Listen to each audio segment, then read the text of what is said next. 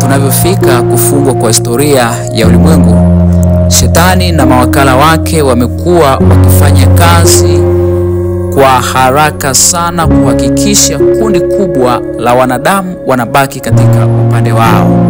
Hivyo wamekuwa wakitumia mbinu ambazo ni si rahisi sana kuzifahamu na kujikuta tumeingia katika makundi yao. Hivyo malaika mmoja alisema mwovu, tunaweza tukawaambia hakuna uwepo wa Mungu. Shetani alisema katika hili hatutafanikiwa kwa sababu anga laitangaza kazi ya mikono yake na ushahidi mkubwa uliopo katika asili ya uumbaji. Uwepo wa uumbaji katika hali ya dunia na sayari mbalimbali, uwepo wa uoto wa asili, wapo wa mimea, uumbaji katika binadamu, wanyama mbalimbali, anga laitangaza kazi ya mikono yake. Kwa hivyo hatuwezi tuwe na wazo jingine. Malaika mwingine mwovu alikuja kwa sema, ninalo wazo.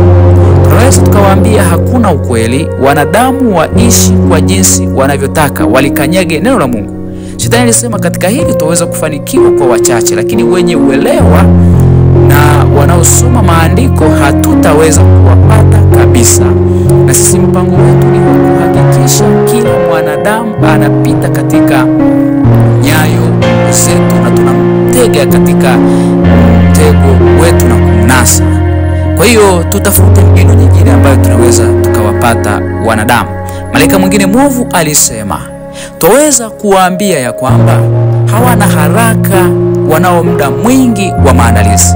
Wazo hili lilionekana kuwa la busara, ya kwamba wawadanganye wanadamu ya kwamba wanao muda mwingi sana wa maandalizi, hawana haja ya kuacha dhambi, hawana haja ya kukimbilia masuala ya uzima wa milele. Kwa hivyo katika wazo hili malaika wengi na mawakala wengi wa uovu walikubali ya kwamba katika hili tutawanasa katika mtego wetu wanadamu. Na hivyo ndugu yangu, wazo hili Ibilisi amekuwa akilitumia katika maisha yetu, akituambia tuendelee na maisha ya starehe, maisha ya uasherati, maisha ya kila aina ya dhambi, akituambia kwamba haina haja ya kuwa na haraka katika kutafakari, maana tunao muda mwingi, bado marejeo ya Kristo bado.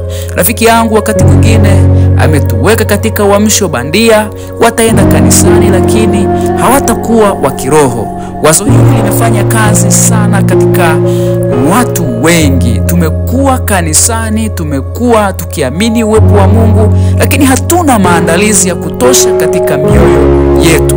Shetani ametumia wazo hili kuwadanganya walio wengi sana.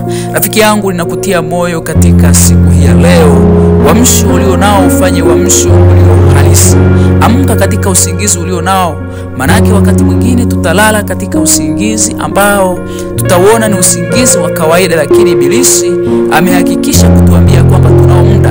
Tusifanye matayarisho juu ya dhambi fulani, tusifanye matayarisho juu ya maisha yetu, maana tunao muda mwingi wa maandalizi. Yesu anakuita leo rafiki yangu, akikwambia nafasi ulio nayo ni sasa hivi, fanya maandalizi.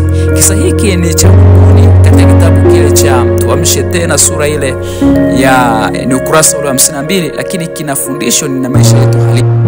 Wazo namba 3 limeonekana kufanikiwa kwa walio wengi sana. Leo wanadamu wengi hawana maandalizi ya kumpokea Kristo kama Bwana na Mwokozi wa maisha yao. Ni hakika ndugu yangu, inawezekana kuna mahali unacheza na dhambi. Kuna mahali hauna maandalizi, kama wale wanawali 10, 5 wenye busara na 5 wapumbavu. Wenye busara walikuwa na maandalizi ya kutosha. Je, rafiki yangu, unayo maandalizi ya kutosha? Shetani anao mpango kuacha katika wazo hilo ubaki katika njia panda ya kushindwa kufanya maamuzi.